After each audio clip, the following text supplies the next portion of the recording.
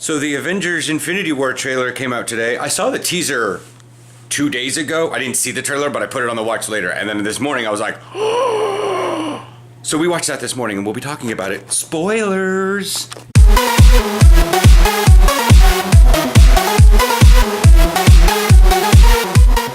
Morning. I've heard all the various rumors about stuff, and yes, apparently, at least in the first movie, or the first part of the first movie, he'll be assembling the gauntlet. Because I was like, wait. Well, yeah, because I was like, wait a second, if that's the actual... Like, here's the thing. Hela looked at the Tesseract and was like, fun approximation. Like, my question is... Now, maybe it was just that we saw it in the vision that Thor had, but I thought the Tesseract broke open and they got the crystal out of it. But but I may be just confusing the fact that they broke open the scepter. So, but I'm not necessarily sure if the other ones have been discovered. Like, they know that they're in there, they just don't want to touch them.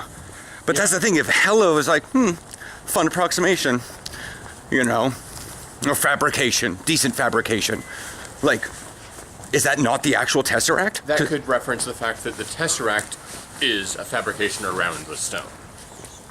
True. But, yeah, okay.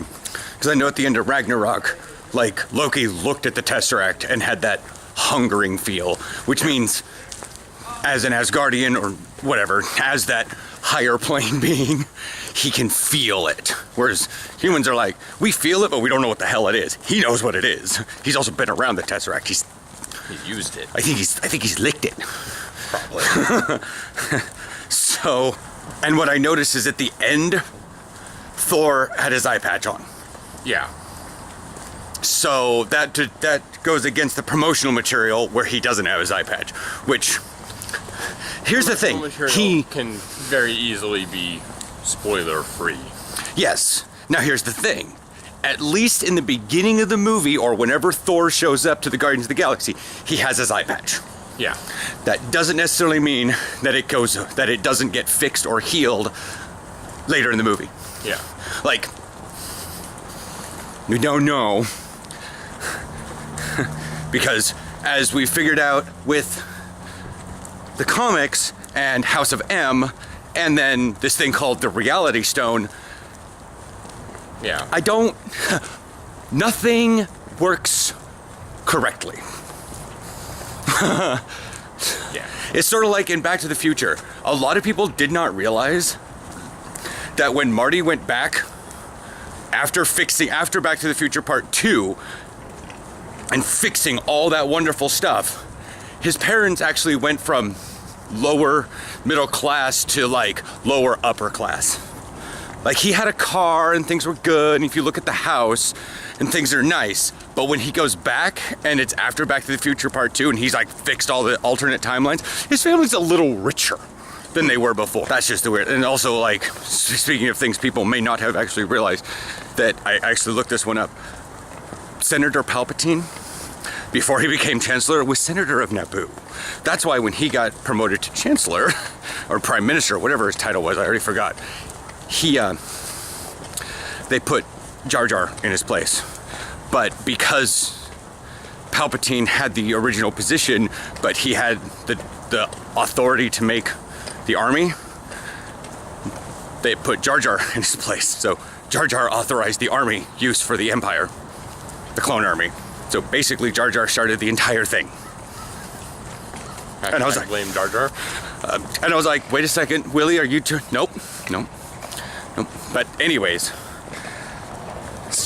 there isn't much. It's just because it's a small little teaser, and they have to show the myriad of characters that are going to be in there. And there's just like so many of them. And there's like an over talking in the background of like, we need to do this on you know, we're designed to fight the war that no one else wants to fight, yada yada yada. Can fight. Guy's jacket was reflecting in a weird pattern. I was getting mesmerized by it. So yeah, I'm excited. Yeah. Let the hype begin. But that's May 4th. Makes me wonder if there's going to be a... Star Wars teaser on it. Because they've already... They should have at least something done about the very last movie by then. Yeah. Enough to put out some semblance of a teaser. I know they won't do a post-credit scene about it.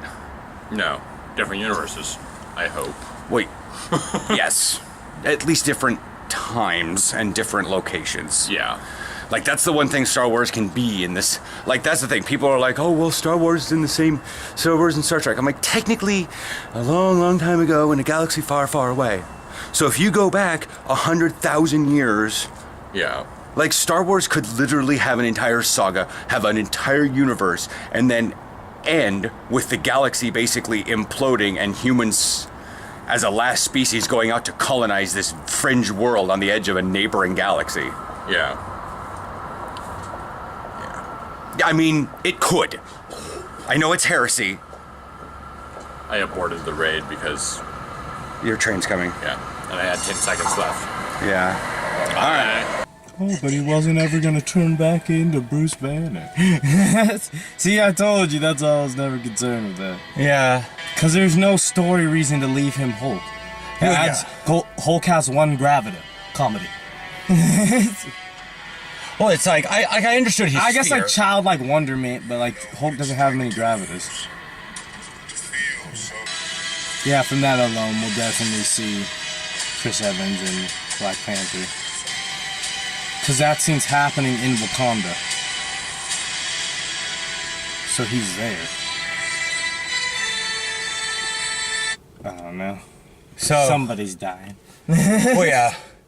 So, apparently, like, according to the trailer, he only has 2 of the stones, or he gets one of them, and I think it's because he plucks it out of what's-his-butt. No, he has 2 of them. That's not the Yellowstone, though. The 2 he has, there's the one from Guardians of the Galaxy is the purple one, and then he has the blue one. Which I think was... what's his face has the yellow one. Vision has the Vision yellow. has the yellow one. So that's what they're doing, is plucking it out of Vision. So that scene's later in the movie then. Yeah, because the trailer's all out of order, as typical. Chris Evans will probably make, like you said, a post, like, credit scene in Black Panther. Because they want to put him in there because in a weird way, he'll steal the scene. He really won't. He'll steal the scene, but he's not going to steal the movie. Yeah, that's what I was saying. He'll probably be in near the end and maybe even near a... Because that's the thing. If they just introduce him, he's not really going to steal the movie unless he's a part of it. And I don't think they're going to make him a central, focal part of it. Yeah. And since there's a lot of politicking, it seems like, going on in Black Panther, I think he might be in the actual movie. But as you saw near the end of the trailer, Thor has his eye patch on, but in the promotional material he doesn't, and again... Yeah, that could just be promotional material. Yeah, that's what Aaron says, that sometimes it's like, they'll do mild makeup to get makeup for stuff, but like... Yeah. Because, again, if you see the Vanity Fair thing that I've seen from that, and if you haven't seen Armageddon Ragnarok, it'll be spoilers. But yeah, they got Spider-Man's new armor. Looks dope. The Iron Spider looks awesome. And that whole Bruce Banner thing, that's what I thought was a stupid point in Thor.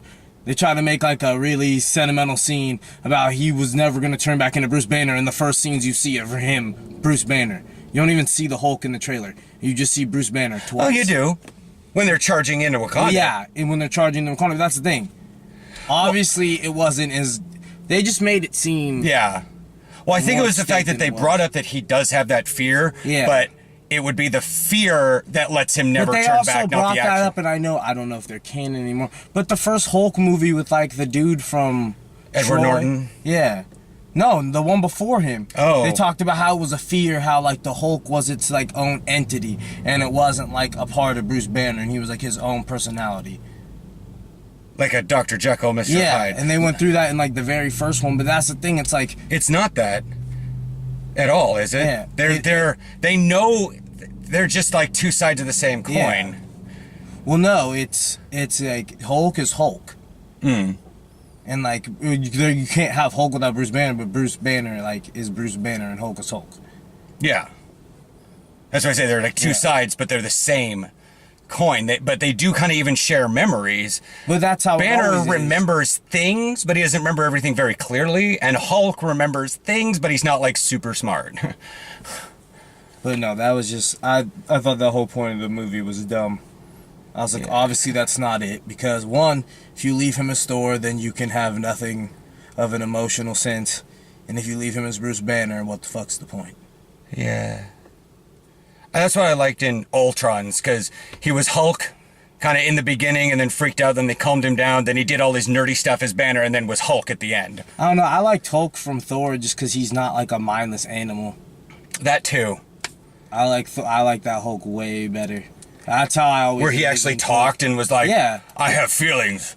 Hulk, no. Well, that's how I always envisioned Hulk. Like, even like they showed glimpses of it, but like he was always just kind of like an animal. Yeah, it was like the second Avengers movie. No, that was Ultron, wasn't it? We've had 3 Avengers movies. 2 Avengers. Civil War screwed me up because it had...